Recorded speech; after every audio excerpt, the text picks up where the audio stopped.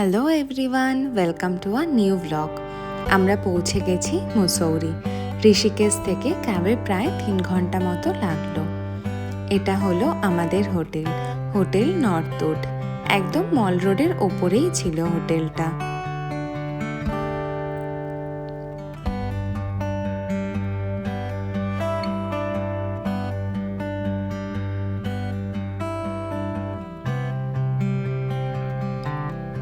সব থেকে সুন্দর ছিল এই ব্যালকনিটা।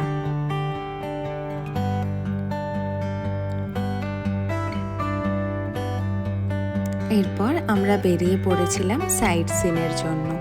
আমাদের হোটেল থেকেই সাইট সিনের জন্য ট্যাক্সির কন্ট্যাক্ট নাম্বার দিয়েছিল। প্রথমেই আমরা চলে গেছিলাম কেম্পটি ফলসে।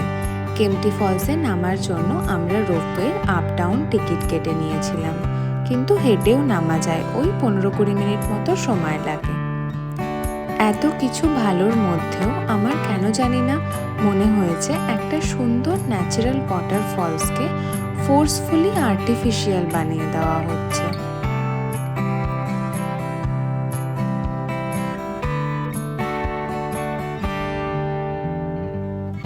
যাই হোক, এরপর আমরা চলে গেছিলাম সান্তুরা মাতা মন্দিরে।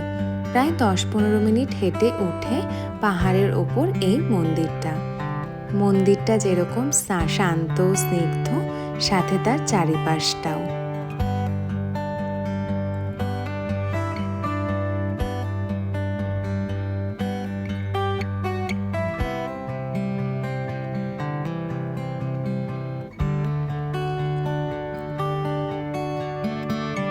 এরপর আমরা গেছিলাম দলাই হিলসে।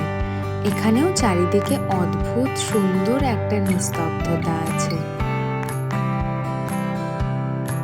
আসলে আমরা বেশ কিছু জায়গায় যেতে পারিনি সময়ের অভাবে। ওই বেটার লাক নেক্সট টাইম। পরের বার যখন আসবো গোটা মুসৌরি ঘুরে দেখবো।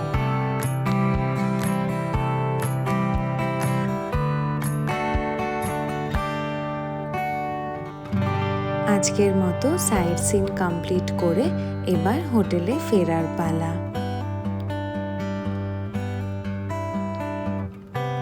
হোটেলে পৌঁছে একটু রেস্ট নিয়ে বেরিয়ে পড়েছিলাম মল রোডটা একটু ঘুরে দেখার জন্য।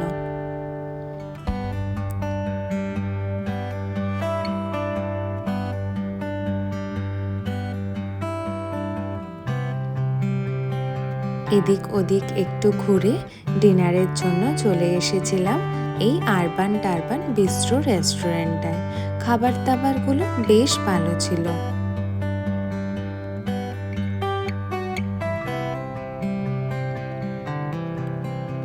সকালবেলা উঠে ফ্রেশ হয়ে বেরিয়ে পড়েছিলাম সকালবেলার মুসৌরি এক্সপ্লোর করতে। এটা হলো মুসৌরির খুব ফেমাস একটা অমলেটের দোকান, লাভলি অমলেট সেন্টার। এখান থেকে একটা সুন্দর বাটার চিজ অমলেট খেয়ে হাঁটতে লাগলাম গানহিল পয়েন্টে যাওয়ার জন্য। একটা হিল সিটি হিসাবে মুসৌরি অপূর্ব সুন্দর। আর এই সকাল সকাল বেরিয়ে চারিদিকটা যেন আমার আরো একটু বেশি ভালো লাগছিল।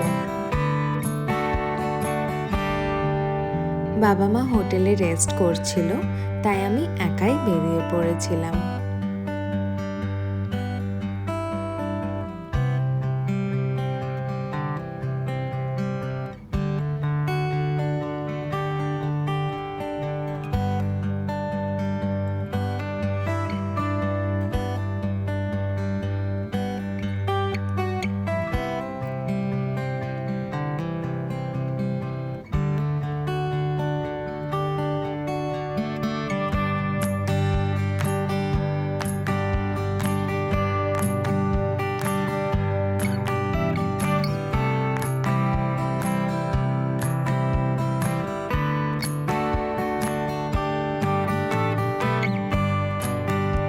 গানহিল পয়েন্টে যাওয়ার জন্য মল রোড থেকে 10-15 মিনিট মতো হেঁটে এসে এই রোপে করে যেতে হয়। পৌঁছে গেছি গানহিল পয়েন্টে। খুব সুন্দর ফ্রেশ লাগছিল চারিদিকটা।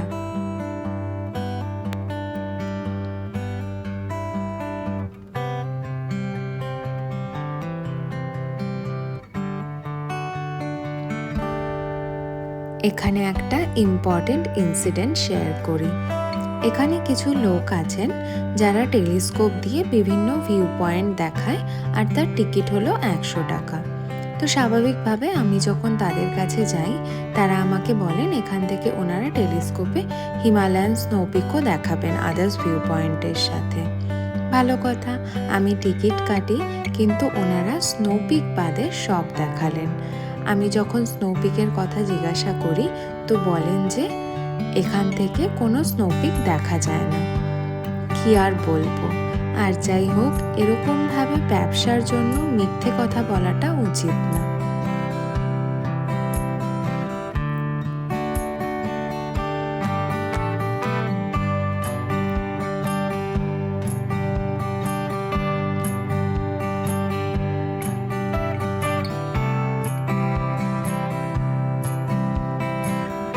কানহিল পয়েন্ট ঘুরে নিচে যাওয়ার সময় পুরো মুসৌরি শহরটাকে অসাধারণ সুন্দর লাগছিল।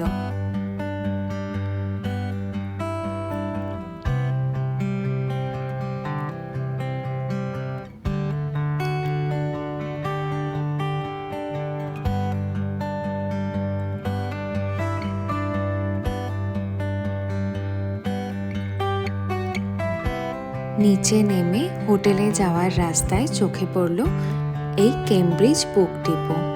কোভিডের আগে অবধিও নাকি আমার সেই ছোটবেলার বইয়ে পড়া রাস্কিন বন্ড নিয়মিত এখানে আসতেন।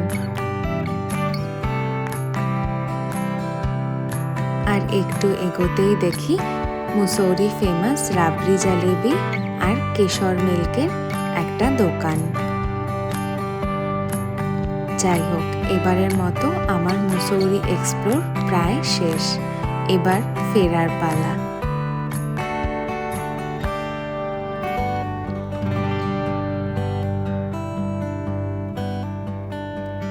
দেরাদুন থেকে আমাদের চেন্নাইয়ের ফ্লাইটটা ছিল লখনৌ ভায়া হয়ে। বাবা মা আমার সাথেই চেন্নাই এসেছিল। 2 দিন পর চেন্নাই থেকে ছিল বাবা মায়ের কলকাতা ফেরার ফ্লাইট। আজকের মতো tata, see you in the next blog. Please কমেন্টে জানিও ব্লগটা কেমন লাগলো। ইউটিউবে দেখলে প্লিজ চ্যানেলটা সাবস্ক্রাইব করে দিও, আর ফেসবুকে দেখলে পেজটা ফলো করে দিও। Thank you for watching.